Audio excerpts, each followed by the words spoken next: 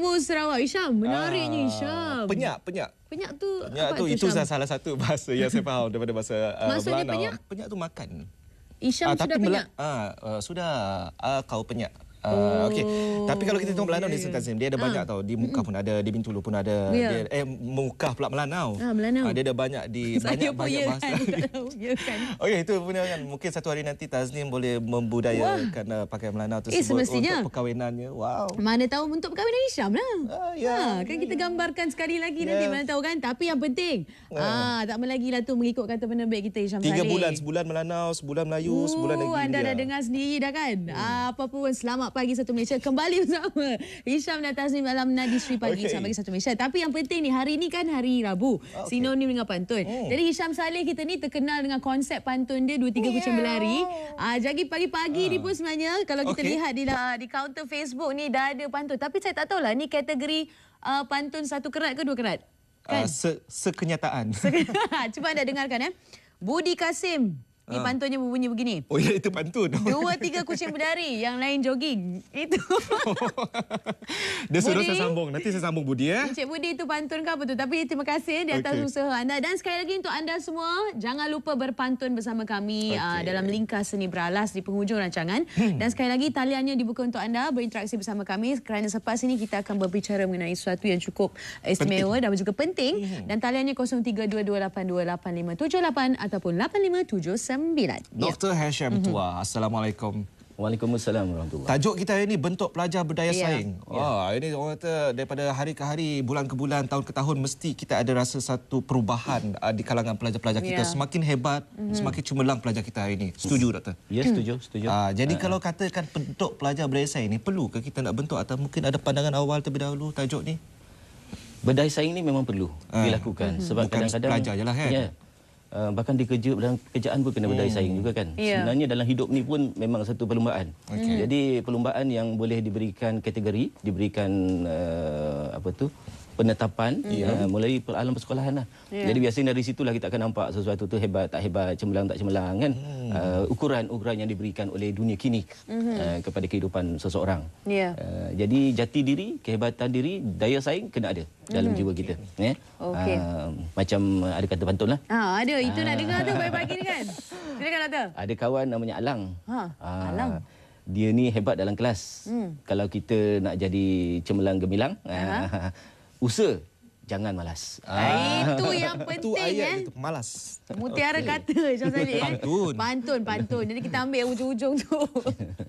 Jangan malas. Yang penting kita rajin. Okey, tapi mengapa perlu kita wujudkan sifat berdaya saing? Mengapa? Lebih-lebih lagi kalau kita kaitkan bagi adik-adik kita di sekolah maupun kita di sini juga. Bagi sebarang pekerjaan, sebarang situasi, mengapa pentingnya untuk seseorang itu ada sifat berdaya saing ni? Kalau kita ambil contohlah ayam kampung Ayam kampung dia terpaksa cari makan sendiri kan. Jadi dia terpaksa tough, dia terpaksa hebat, dia terpaksa kais makanan untuk dapat makanan kalaulah seekor ayam tu dia malas nak mengais. Maknanya dia tak ada daya saing tu Dia diam, dia biar je kawan-kawan dia kais kan. Agak-agak dia boleh makan ke? Dia masih tak dapat makan kan? Dia kena masuk dalam sangkar. Masuk dalam sangkar orang yang beri dia. Tapi orang yang beri makan pada ayam dalam sangkar ni hayatnya tak lama. Sebab kalau nak kena sembelih, dengan mudahnya kena sembelih. Pasal tak boleh nak lari. Tapi kalau ayam kat kampung tu, dia boleh lari dulu kan. Orang kata puas hatilah kalau kena sembelih pun. Sebab dah usaha supaya tak kena sembelih kan. Jadi daya saing ni sebenarnya adalah satu keperluan hidup. Kita kena ada bentuk satu dalam diri kita ni untuk bersaing. Kalau tidak kita ketinggalan. Nak dunia zaman sekarang ni, zaman yang orang semua pecut, semua orang bersaing, kita tak nak, kita akan ketinggalan. Dan kalau kita ketinggalan, bayangkan apa jadi pada kita? Dahsyat tu. Susah nak bayang tu. Susah. Mengejar macam tu. Hari ini pukul 10. Orang kata debaran untuk selamat pagi Malaysia. Debaran tak ada Hisham. Debaran untuk adik. Hisham yang berdebar ni. Saya rasa ini merupakan satu suasana yang akan dinantikan. Tapi saya rasa sebelum ini sudah wujudnya suasana daya saing. Tapi persoalan yang saya nak timbulkan di sini, kalau kita lihat di sekolah sendiri, sudah ada pecahan untuk pelajar cemerlang, untuk pelajar kurang cemerlang. Adakah itu satu perkara yang sihat? Ataupun kita boleh ubah sedikit, kita campurkan saja mereka semua ini?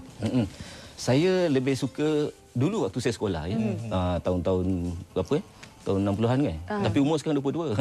Oh amboi, itu dah pecah rahsia dah. Umur doktor 22. Sekolah tahun 60-an. Tapi umur 22. Sekolah 60-an. Betul lah tu. Betul. Oh, tapi tak salah. Tak salah. Nampak muda pun doktor.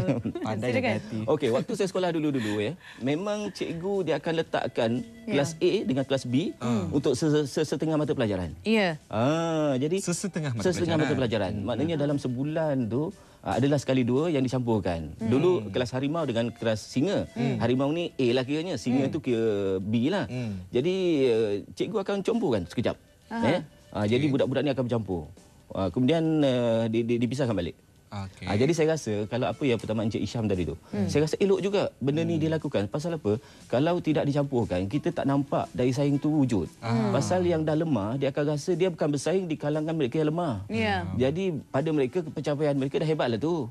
Sebenarnya jauh, curut ke bawah. Kan? Jadi sesekali kita letakkan dia dalam kelas yang berdaya maju ni.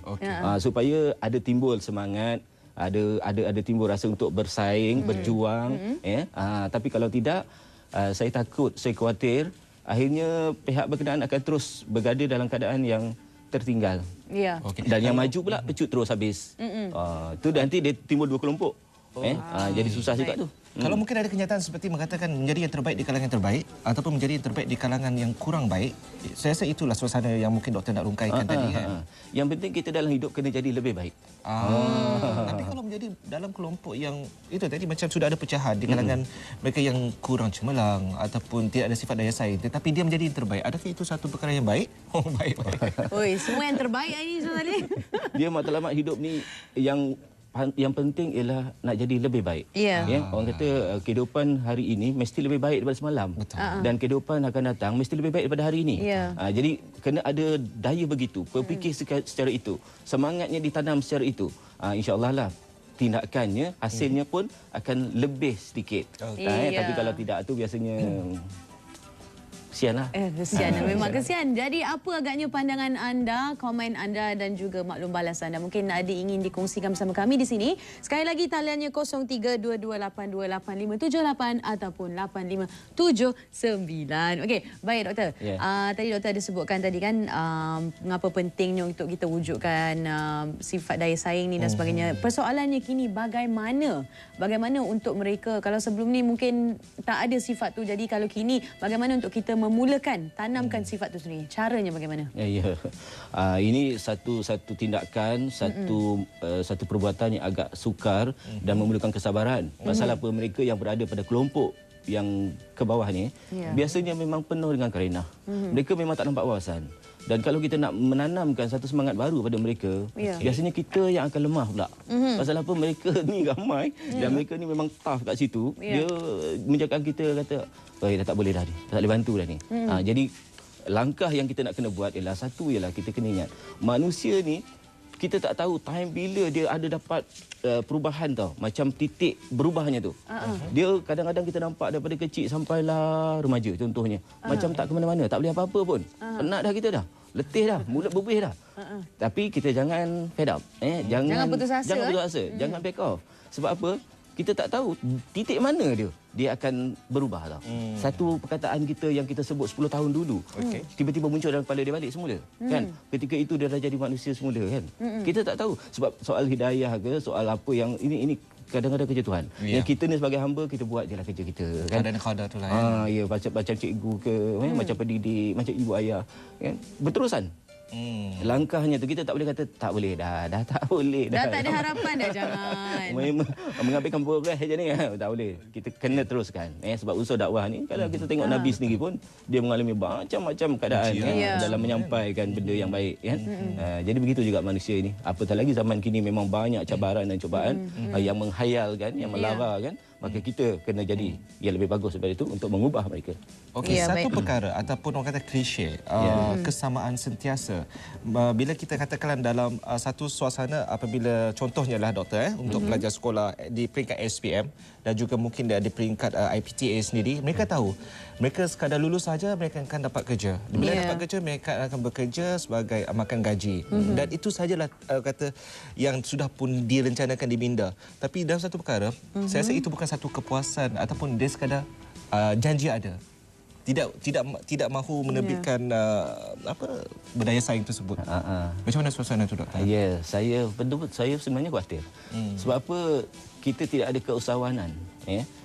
Sepatutnya ada satu subjek lah contohnya, ya, yang membentuk keusahawanan ni, yang motivasi keusahawanan ni, yang mana kita membentuk mereka ni tidak ada minda dalam kepala ni nak kerja memanjang, ya, terutama kerja kerajaan. Sebab apa kerja kerajaan tak banyak, kadang-kadang dah tak ada. Bila tak ada, kita nak buat apa?